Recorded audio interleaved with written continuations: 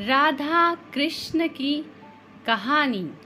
कई लोग कहते हैं कि राधा सिर्फ काल्पनिक थी। कारण है कि भागवत जिसने भी पढ़ी है उसका कहना है कि सिर्फ दशम स्कंद में ही जब महारास का वर्णन हो रहा है वही एक जगह राधा के बारे में बताया गया है कि वो भी रास कर रही है और आनंद ले रही है। अलग अलग ग्रंथों में राधा और कृष्ण की गोपियों का अलग अलग वर्णन है। एक जगह ये भी लिखा है कि कृष्ण की 64 कलाएं ही गोपियां थी और राधा उनकी महाशक्ति, यानी राधा और गोपियां कृष्ण की ही शक्तियां थी जिन्होंने स्त्री रूप ले लिया था।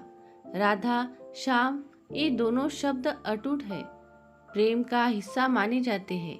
भले ही एक दूसरे के कभी हो नहीं सके लेकिन फिर भी एक दूसरे के साथ ही हमेशा नाम लिया गया। कृष्ण के जन्म, राधा के जन्म, उनकी दोस्ती की कहानियां तो बहुत ही प्रचलित है, लेकिन क्या आप जानते हैं कि राधा की मृत्यु कैसे हुई थी? कैसे उनकी प्रेम कहानी अधूरी रह गई थी? कृष्ण राधा से ये वादा करके गए थे कि वो वापस आएंगे, लेकिन कृष्ण राधा के पास वापस नहीं आए और चले गए।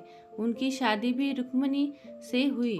कहा जाता है कि रुक्मिणी लक्ष्मी का रूप थी और उन्होंने कभी कृष्ण को देखा नहीं था, फिर भी उन्हें अपना पति मानती थी। जब रुक्मिणी के भाई रुक्मी ने उनकी शादी किसी और से करनी चाहिए तो रुक्मिणी ने कृष्ण को याद किया और कहा कि अगर वो नहीं आएंगे तो वो अपनी जान दे देंगे। इसके बाद ही कृष्ण रुक्मिणी के पास आ गए और उनसे शादी कर ली। कृष्ण के वृंदावन छोड़ने के बाद से ही राधा का वर्णन बहुत कम हो गया।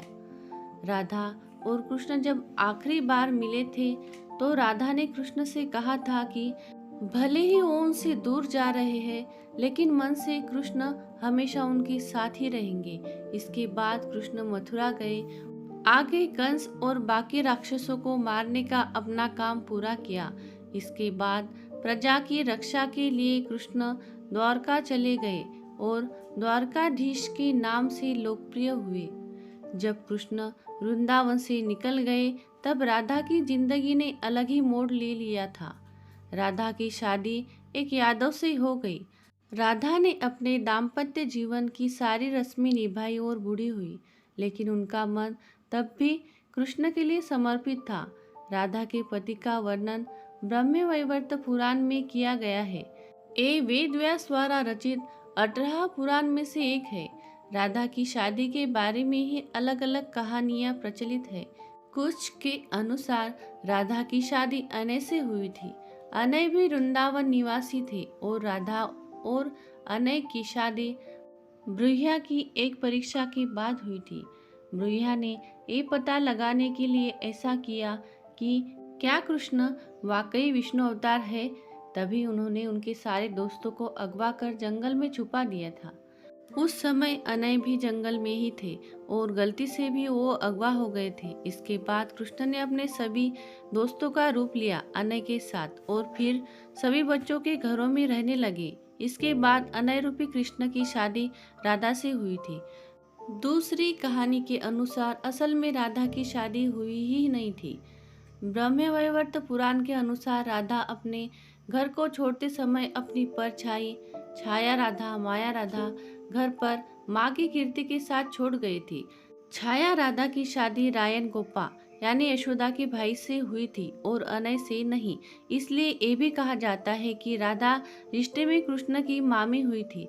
इनकी शादी साकेत गांव में हुई थी जो बरसाने और नंदगांव के बीच स्थित था। यानी राधा ने अपना शादीशुदा जीवन अच्छे से व्यतीत किया, भले ही मन से वो कृष्ण से जुड़ी रही। लोक कथाओं के अनुसार अपने जीवन के अंतिम दिनों में राधा ने अपना घर छोड़ दिया था और कृष्ण से मिलने द्वारका चली गई थी। जब आखिरकार ये दोनों मिले तो दोनों ने कुछ नहीं कहा। दोनों जानते थे कि मन से दोनों जुड़े थे, लेकिन राधा को लगा कि कृष्ण से करीब रहना उस तरह का सुख नहीं दे रहा है जिस तरह उन्हें तब लगता था जब वो मन से कृष्ण से जुड़ी थी। राधा बिना कुछ बोले महल छोड़कर चली गई। अंतिम क्षणों में कृष्ण ने राधा की अंतिम इच्छा पूरी की, जिसमें उन्होंने राधा को सबसे मधुर बांसुरी की धुन बजाकर सुनाई। इसके बाद ही राधा जी कृष्ण में विलीन हो गई। किसी भी पुराण में राधा की मृत्यु का वर्णन नहीं मिलता। गर्ग संहिता के गोलोका कांड में देवर्षि नारद और मिथिला नरेश के बीच का संवाद बताया गया है। ये राधा और श्रीधामा के श्राप के कारण हुआ था कि राधा और कृष्ण को 100 साल का वियोग झेलना पड़ा था। श्री गर्ग संहिता के विश्वजित कांड के 49वें अध्याय में एक और कहानी लिखी गई है। कहा गया है कि राधा और कृष्ण 100 साल बाद सूर्य ग्रहण के दौरान होने वाले एक यज्ञ में मिले थे, जो कुरुक्षेत्र में हो रहा था। इस दौरान राधा को योगेश्वर भगवान अपने रानियों और गोपियों के साथ ले गए द्वारका। यहाँ सभी ने राजस्व यज्ञ में हिस्सा लिया, जिसे राजा उग्रसेन ने करवाया था। उस समय राधा कृष्ण के साथ उनकी पत्नी के तौर पर थी और यही लिखा जाता है कि राधा की शादी कृष्ण से हुई थी और वो छाया राधा थी जो रायन गोपा से शादी कर कृष्ण की मामी बनी थी।